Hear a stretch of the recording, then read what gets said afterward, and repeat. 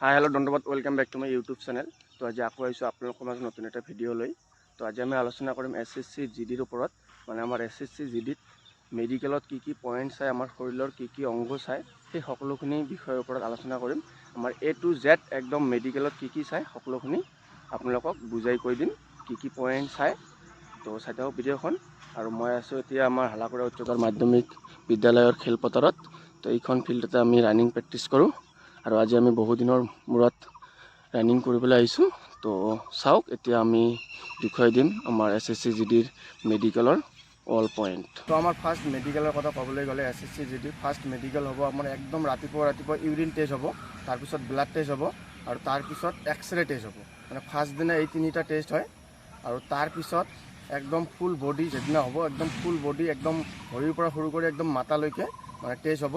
তো মই আজি ফাৰ্ষ্ট ভৰিৰ কথা ক'ম, ভৰিৰ পৰা আৰম্ভ কৰিম।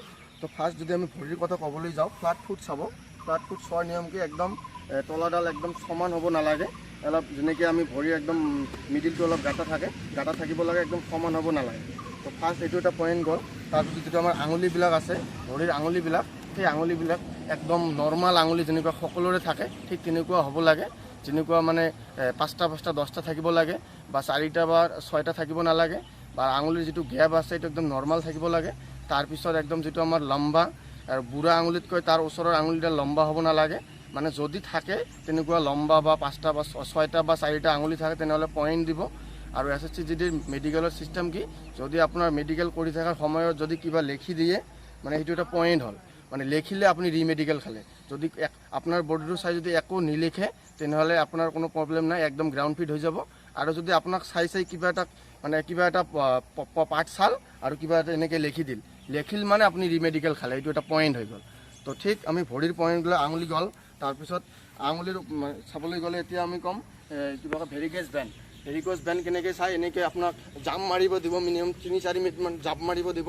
জাম্প মাৰাৰ পিছত এনেকৈ নেজডাল ওলাই আহে, কিছুমানৰ একদম চিধা ওলাই আহিলে প্ৰব্লেম নাই। কিন্তু ওলাই অহাৰ পিছত কিছুমানৰ চাবা এনেকৈ বেকাকৈ ওলাই আহিব আৰু গোটা থাকিব। এই গোটাডাল থাকিব নালাগে, কিন্তু গোটা থাকিলে আপোনাক পইণ্ট দিব। তাৰপিছত আমাৰ ভৰিৰ পইণ্ট আছে নকনি। তো নকনিডাল এনেকৈ নৰ্মালি ফাৰ্ষ্ট থিয় হৈ চাব। থিয় চোৱাৰ পিছত যদি সিহঁতক অলপ ডাউট লাগে যে নকনি আছে বুলি, তেনেহ'লে শুৱাই কেনে চাব। আৰু নৰ্মালি এনেকৈ থাকিলে কোনো প্ৰব্লেম নাই, স্কেলডাল ইফালে সোমালে হৈ গ'ল। তো এতিয়া যদি আমি চেষ্টৰ কথা ক'বলৈ যাওঁ, চেষ্টত ফাৰ্ষ্ট এই গাঁটাডাল চাব, ফেক্টাছ। তো গাঁটাডাল চোৱাৰ পিছত আপোনাৰ শোল্ডাৰ চাব। শোল্ডাৰডাল একদম সমান হ'ব নালাগে, এনেকুৱা হ'ব নালাগে বা এনেকুৱা হ'ব নালাগে, একদম পূৰা প্লেন হ'ব লাগে, জাষ্ট সমানে। আৰু এইডাল যিটো আছে এটা হ'ব লাগে। ইয়াৰ ওচৰত কিছুমানৰ 2টা থাকে, 3টা থাকে, এই 2টা 3টা থাকিব নালাগে, জাষ্ট এটা থাকিব লাগে। তো এইটোৱে আছিলে চেষ্টৰ পইণ্ট। আৰু পিছফালে চালে এইটো কামিয়াৰডাল একদম মানে সুদা হ'ব লাগে, ৰাজাৰখন একদম চিধা হ'ব লাগে, এনেকৈ কোনো বেকা হ'ব নালাগে। তো এইখিনি আছিল আমাৰ চেষ্টৰ পইণ্ট। আমি হাতৰ পইণ্টৰ বিষয়ে আলোচনা কৰিম। তো ফাৰ্ষ্ট হাতৰ কেৰি এংগেল চাব, এনেকৈ দিব। তাৰপিছত এনেকৈ দিব, একদম চিধা হ'ব লাগে। মানে সিহঁতৰ স্কেলত কিমান ডিগ্ৰী বা আছে, ডিগ্ৰীত বনাব লাগে। তাৰপিছত আপোনাৰ এই কাঁপুনি বেমাৰটো থাকিব নালাগে, যেনে এনেকৈ দিলে কিছুমান হাত এনেকৈ কৰি থাকে, এনেকৈ কৰিব নালাগে, একদম চিধা হ'ব লাগে। সিহঁতে কিন্তু ওপৰত এখন পেপাৰ দি দিব, বা খাতাৰ পৃষ্ঠা এখন দি দিব, মানে কাগজ এখন দি দিব, এনেকৈ যাতে কাঁপিব নালাগে, তাত একদম চিধা হৈ থাকিব লাগে। এইখিনি আছে হাতৰ পইণ্ট। আৰু আপোনাৰ হাতৰ তলাখন ঘামিব নালাগে, যেনেকুৱা আমাৰ গৰমত ৰ'দত গাখন ঘামি যায়, ঠিক তেনেকৈ হাতডাল মানে হাতৰ তলাডাল ঘামিব নালাগে। তো এইখিনি হাতৰ পইণ্ট। তো এতিয়া আমি আলোচনা কৰিম একদম মুখমণ্ডলডালত কি কি চায়। তো ফাৰ্ষ্ট আপোনাৰ মুখৰ দাঁত চাব। দাঁত একদম কোনো নতুন দাঁত লগাব নালাগে, বা এনে দাঁত যদি ভেড়া থাকে বা কিবা থাকে, এইখিনি প্ৰব্লেম নাই। দাঁত অলপ 2টা কম থাকিলে, বেছি থাকিলে প্ৰব্লেম নাই। জাষ্ট খালি নতুন কিছুমানে যে একদম উঠাই কেনে বেলেগ দাঁত লগাই দিয়ে, সেইটো কৰিব নালাগে। সেইটো কৰিলে আপোনাক ৰিমেডিকেল দিব। আৰু আপোনাৰ যদি নাকডাল চায়, নাকত আপোনাৰ যিটো এই যে মেইন হাড্ডি আছে এডাল, সেই হাড্ডিডাল কিবা মেচিনত মানে এনে কিবা লাইট চাইট মাৰি এইফালে চায়, এইটো এটা চাইনিজ বেমাৰ বুলি কয়। সেইটো কিছুমানৰ থাকে, মানে DNA বুলি কয়, সেইটো থাকিব নালাগে। আৰু আপোনাৰ কাণ চাব। কাণ একদম পূৰা একদম লেজাৰ লাইট মাৰি চাব, একদম কাণৰ পৰ্দাডাল ফাটিব নালাগে, ফাটিলে পইণ্ট দিব। তাৰপিছত আপোনাৰ মেইন হ'ল চকুটোত একদম মেজৰ পইণ্ট হয়। চকুত 3টা কেছ 3 ধৰণৰ চায়। ফাৰ্ষ্ট চাব আপোনাৰ ডিষ্টেঞ্চ, এনেকৈ 20 ফুট দূৰত দিব, এখন চাৰ্ট লগাই দিব, এনেকৈ এটা চব বন্ধ কৰি ক'বলৈ দিব আৰু এইফালে এনেকৈ বন্ধ কৰি ক'বলৈ দিব। 6x6 হ'ব লাগে। আৰু তাৰপিছত কালাৰ ভিছন চাব, কালাৰ ভিছন ক'ব লাগে।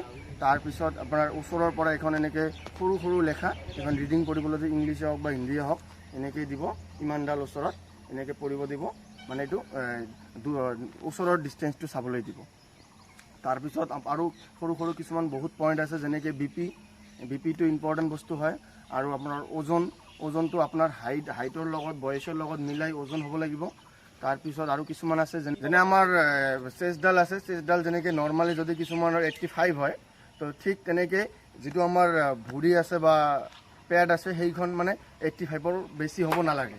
মানে ইয়াতকৈ এইখন মানে এনেকৈ মাপিব, যিমান পাৰে আপোনাৰ এনেকৈ তললৈ নিব পাৰে, কিন্তু চেষ্টতকৈ এই বেছি হ'ব নালাগে, সেইটো এটা পইণ্ট হয়। তো আৰু সৰু সৰু বহুত পইণ্ট আছে, তো ইমানখিনি নকওঁ, ভিডিঅ'খন বহুত ডাঙৰ হৈ যাব নহ'লে। তো এতিয়া আমি অলপ প্ৰাইভেট পাৰ্টছৰ বিষয়ে আলোচনা কৰিম। এইটো এটা গুৰুত্বপূৰ্ণ মানুহে ভাবে, কিন্তু ইমানো বেছি নাচায়। তাত যিটো আমাৰ গোটা দুডাল আছে সেইডাল একদম সমান হ'ব লাগে। কিছুমানৰ হালকা অলপ এডাল সৰু, ডাইনফালৰটো অলপ সৰু থাকে, বাওঁফালৰটো অলপ ডাঙৰ থাকে, ঠিক আছে। তো এইটো হ'লে প্ৰব্লেম নাই, কিন্তু একদম সৰু ডাঙৰ হ'ব নালাগে, অলপ হালকা হ'লে একো নহয়। তাৰপিছত যিটো আমাৰ কলাৰডাল আছে, তো এইটো লাজ লগা কথা নহয়, যিটো তাত, কাৰণ তাত একদম পূৰা লেংটাকৈ চাব। এইটো ইয়াত ভিডিঅ'খন চাই হয়তো লাজ পাব পাৰে, এইটো কোনো লাজৰ কথা নহয়, তাত একদম আপোনাক পূৰা লেংটাকৈ চাব। তো এইটো বাদ দিয়া এইটো কথা। তো তাৰপিছত আপোনাৰ কলাৰডাল আছে, এনেকৈ মেলাই কেনে চাব, মানে আপোনাক নিজকে মেলাব দিব, সিহঁতে চাব। আৰু যিটো আপোনাৰ পেচাপ কৰাৰ যিটো নলী আছে সেইটো এনেকৈ মেলাই কেনে চাব। তো ইয়াত মানে বেছি একদম ডাঙৰ প্ৰব্লেম নহয়। তো তাৰপিছত আপোনাৰ যিটো পাইলছ চাব, পিছফালে এনেকৈ দিব, এনেকৈ পূৰা হেলিব দিব। তাৰপিছত পূৰা একদম পিছফালে লেজাৰ লাইট মাৰি চাব। এইটো পাইলছটো এটা পূৰা গুৰুত্বপূৰ্ণ পইণ্ট হয়। তো এইখিনি আছিল এটা সৰু ভিডিঅ'। আপোনালোকক যদি ভাল লাগে লাইক কমেণ্ট শ্বেয়াৰ আৰু ছাবস্ক্ৰাইব কৰি দিব। তো এইটো এটা থুলমূলকৈ ভিডিঅ' বনাই দিলোঁ, যদি ভাল লাগে আপোনালোকে কৈ দিব, আকৌ একদম বিস্তাৰিতভাৱে বনাই দিম।